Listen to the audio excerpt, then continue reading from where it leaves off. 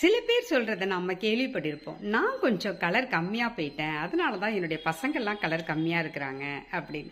சில பேர் நான் கொஞ்சம் குள்ளமாக போயிட்டேன், நான் குள்ளமாக இருக்கிறதுக்கு எங்கள் அம்மா அப்பா எல்லாருமே குள்ளமாக இருக்கிறாங்க அப்படின்னு சொல்லுவாங்க. சில பேர் என்னுடைய பரம்பரையே கொஞ்சம் தடிமனாக தான் இருப்பாங்க, அதனால தான் நானும் குண்டா போயிட்டேன் அப்படின்னு சொல்லிட்டு. இந்தமாரி பேச்சுக்களுக்கெல்லாம் காரணம் என்னன்னா, அவங்க மனசில் கொஞ்சம் அந்த தன்னுடைய உருவத்தை பற்றி ஒரு தாழ்வு மனப்பான்மை எடுக்கிறது தான், இல்லைங்களா? அதை மாதிரி நம்ம யோசிக்கணும்னு தேவையே கிடையாது. என்றைக்குமே நம்மளுடைய புற தோற்றத்தை வச்சு நம்ம ஃபீல் பண்ணவே தேவையில்லை.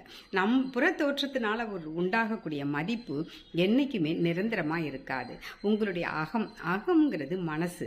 அந்த மனசு தூய்மையாக இருக்கிறது, அந்த மனசை எப்படி தன்னம்பிக்கையோடு வச்சுக்கிறது, நீங்கள் எப்படி பர்சனாலிட்டியாக மனசை வச்சுக்கிறது, இதெல்லாம் நீங்கள் பண்ணினீங்கன்னா உங்களுக்கு அதனால் வரக்கூடிய அந்த ரிலேஷன்ஷிப், அன்பு எல்லாமே நிலையானதாகவும் இருக்கும், தொடர்ந்து இருந்துக்கிட்டே இருக்கும். அதுக்காக நம்மளுடைய நம்மளுடைய உருவத்தை அழகுபடுத்திக்கணும், நம்ம ட்ரெஸ் பண்ணிக்கணும் அப்படின்னு இருக்கணும்னு சொல்லலை நான்.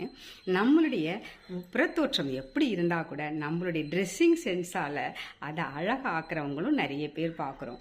அவங்களுடைய ட்ரெஸ்ஸிங் சென்ஸ் அவங்க நம்மளை திரும்பி வைக்கிற அளவுக்கு அழகான தோற்றத்தை ட்ரெஸ்ஸு உண்டாக்கிக்குவாங்க, இல்லைங்களா?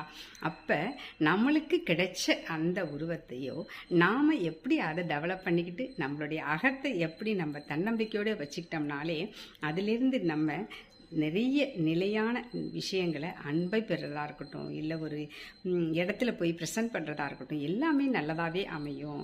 அப்போ யாருமே புற அழகை வச்சு யோசிக்காதீங்க, உங்களுடைய அழகாக வச்சுக்கிட்டீங்க. அதுவும் இல்லாமல் உங்களுடைய தோற்றத்தை நீட்டாக வச்சுக்கோங்க. அப்படியே உங்களுக்கு மரியாதை தானாக கிடைக்கும். நன்றி.